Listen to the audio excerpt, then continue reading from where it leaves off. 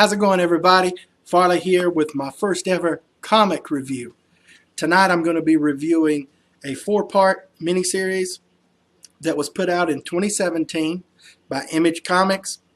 It was written by Steve Niles with artwork by, forgot her name, Allison Sampson.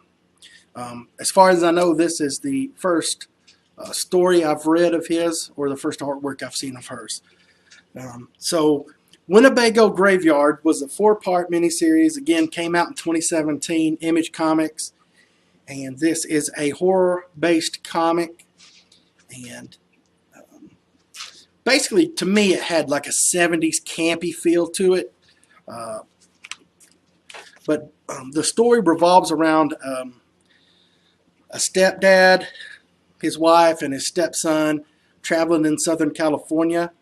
And they're trying to get somewhere, don't exactly know where, but they come across a carnival in the middle of nowhere. So they decide to stop and visit this carnival. Now here's where I had a little bit of trouble right off the bat with the story. They don't seem to notice that they're the only ones in this carnival. It doesn't strike them as odd. And some of the characters that work this carnival. First off, the carnival's in the middle of nowhere. They mentioned that it seems like the carnival's, been there since the 60s, I think. And they're the only ones there. So for them to continue to go into this carnival and stay strikes me as a little odd.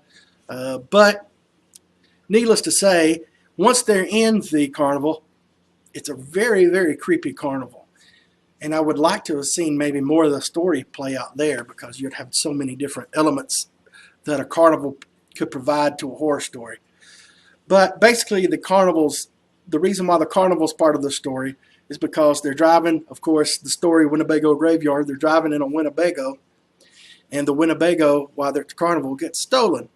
So they have to walk to the nearest town because the people at the carnival won't help them. So they go to this town. Now, here's the problem with the town. They find out that the town is full of this satanic cult. And the story revolves around the satanic cult trying to capture this family. And the satanic cult does have satanic rituals in which they're able to conjure a demon that chases them. So I won't give you the whole story, but needless to say, the majority of the story revolves around this family trying to escape these cult members in this town. And I thought the story was pretty well done. It's not anything groundbreaking or new, but I thought the way that it was told was it kept my interest. I don't know that if it went any longer, that if this was a continuing series, I don't know how long you could go with that without introducing some new elements. Maybe even going back to that carnival. I think that would be interesting. But it revolves around the family just trying to escape this cult. I thought the artwork was very well done. Again, this is the first time that I've seen this artist, or again read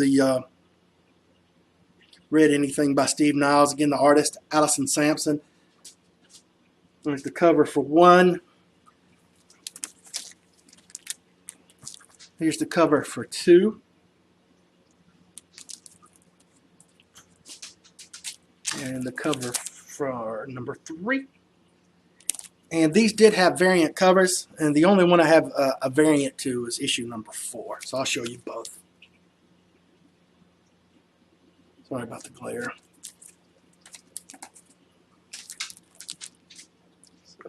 I'm going to include some pictures so you can see inside the comics.